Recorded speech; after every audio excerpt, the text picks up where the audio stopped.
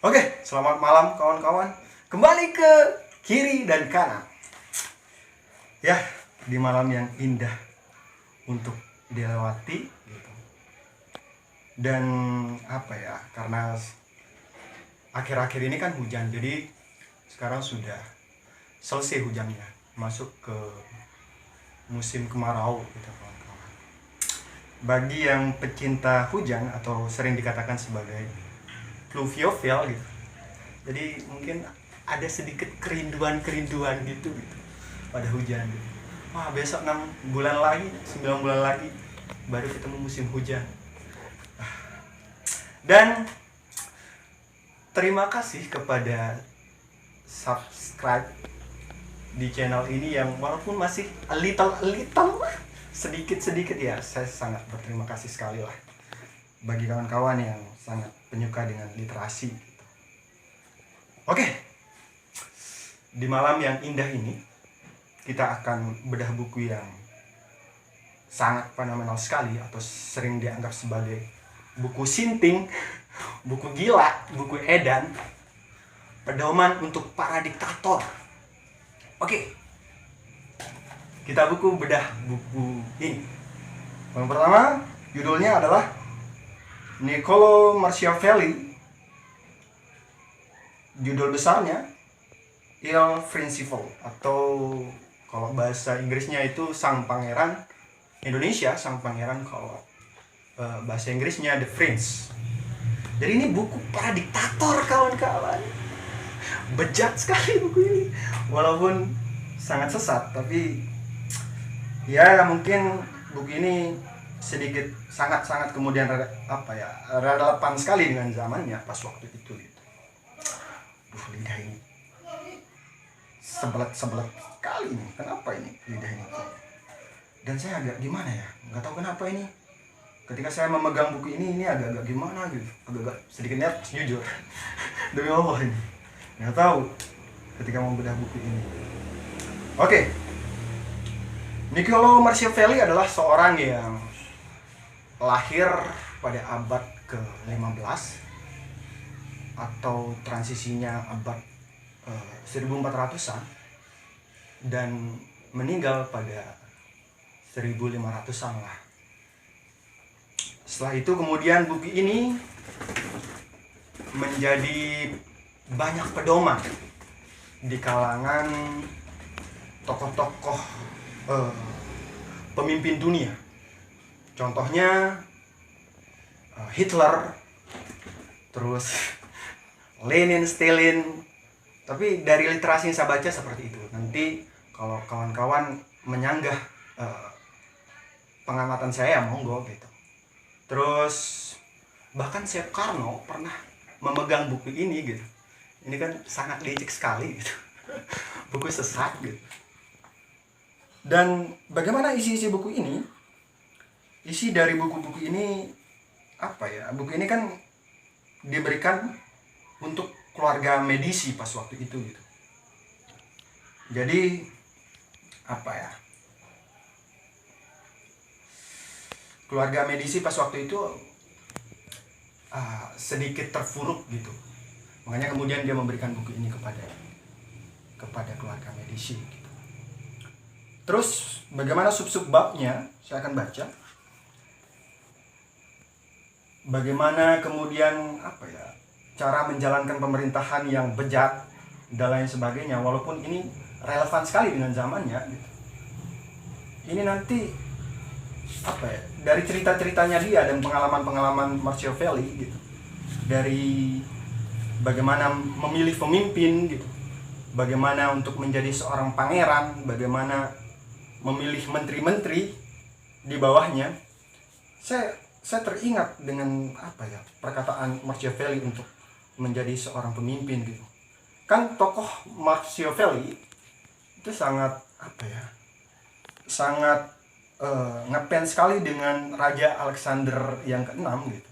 Karena menurut beliau Raja Alexander yang ke-6 ini adalah seorang penipu ulung tapi tidak kasat mata gitu. Kadang Machiavelli menggambarkan sebagai tokoh yang agamis gitu, tapi walaupun penipu gitu, tapi dia sangat termotivasi dengan Raja Alexander yang ke-6 gitu. Terus tadi bagaimana memilih menteri-menteri apabila menteri-menteri ini menjadi sangat mendukung kita gitu, sebagai seorang diktator misalnya.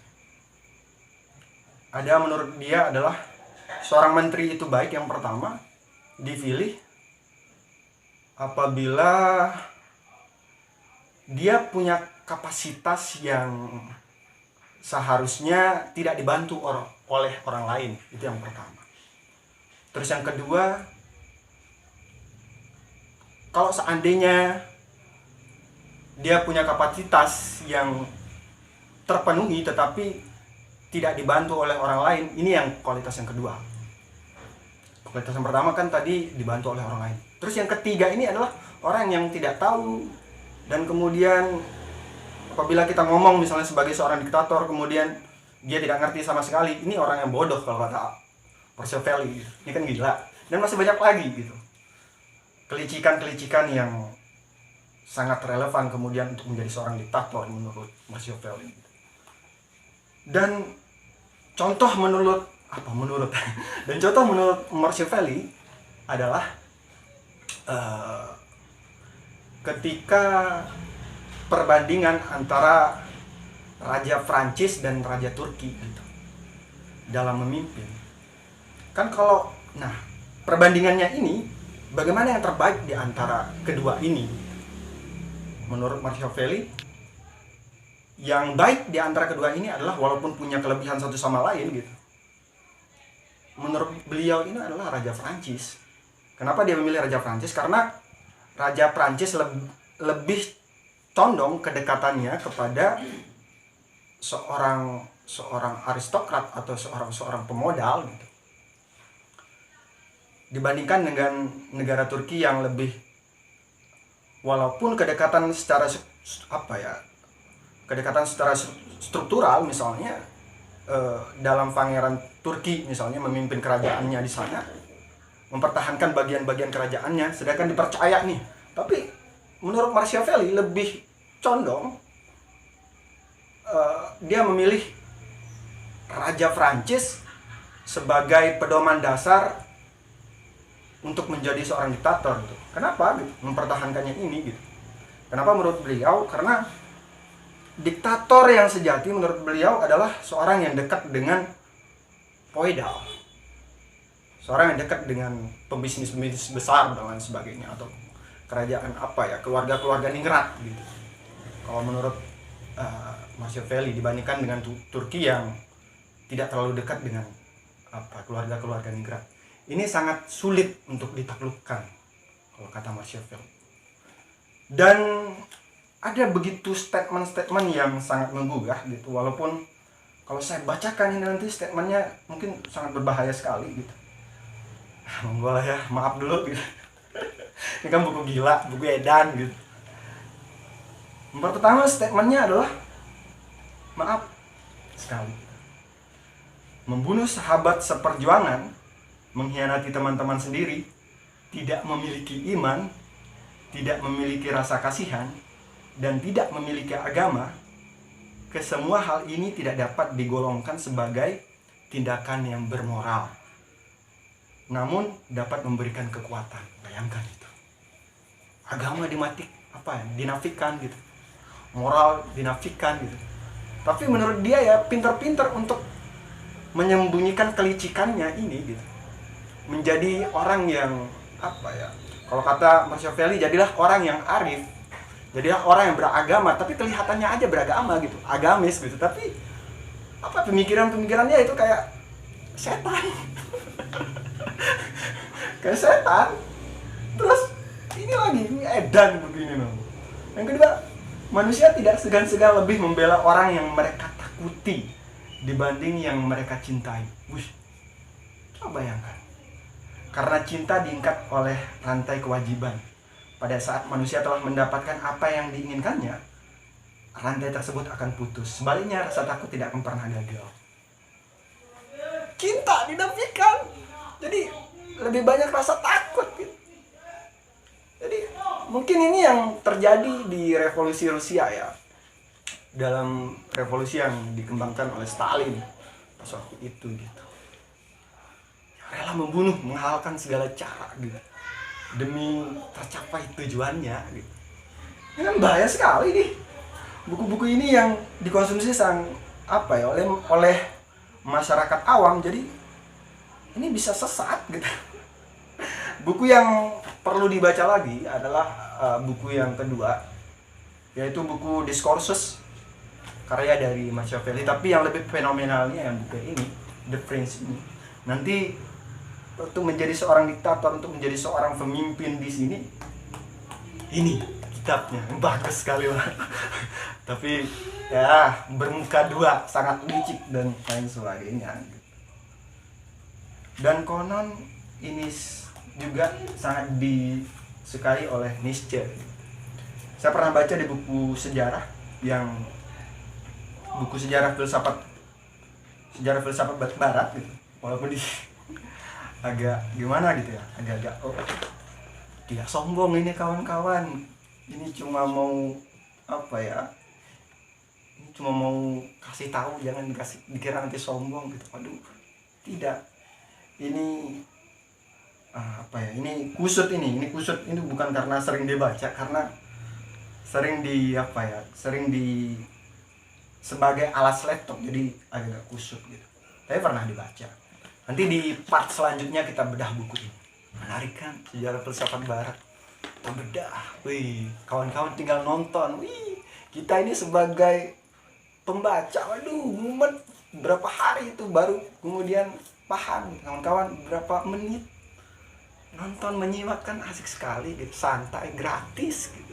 Wah, kita ini waduh, mata fuyang ini, silau mata ini, wah, bikin mata gitu lah. Dan kita lanjut lagi ke tema ini gitu. Dan kata-kata Machiavelli tentang nabi dan rasul itu ada, tapi tidak di buku ini ya. Saya cari bukunya itu di Sejarah Filsafat Barat. Kenapa tadi saya bandingkan ini? Karena saya ada dua referensi untuk menggali Niccolò Machiavelli gitu. Pertama di sini dan sini. Pesan beliau kepada nabi gitu. Bukan pesan beliau lah, statement dia tentang nabi itu seperti ini. Semua nabi yang bersenjata mencapai tujuannya. Sekali lagi, semua nabi yang bersenjata mencapai tujuannya, sedangkan yang tidak bersenjata gagal. Itu kata Niccolò Machiavelli loh. Itu di halaman, nanti kalau kawan-kawan, dasarnya mana? Kaira, dasarnya mana? Ini ada, Sejarah Filsafat Barat, halaman 663. Kawan-kawan bisa baca. Dan mudah-mudahan bisa termotivasi untuk belajar filsafat kan. Enak, kita sambil ngopi di sini diskusi. Banyak teman lagi kan. Enak gitu. Ya, kawan-kawan. Ya. Nanti tentang kelicikannya lebih dalam kawan-kawan bisa belajar sendiri lah. Tidak cukup untuk berapa menit saya review. Nanti kalau terlalu panjang kan, waduh, cepat ngantuk gitu. Kawan-kawan yang di samping saya juga bilang, aduh cepat ngantuk li baca kontenmu gitu. Gak apa-apa lah, saya singkatkan saja di sini. Dan mudah-mudahan kawan bisa mencintai ilmu dan terus belajar tentang ilmu dan jangan berhenti.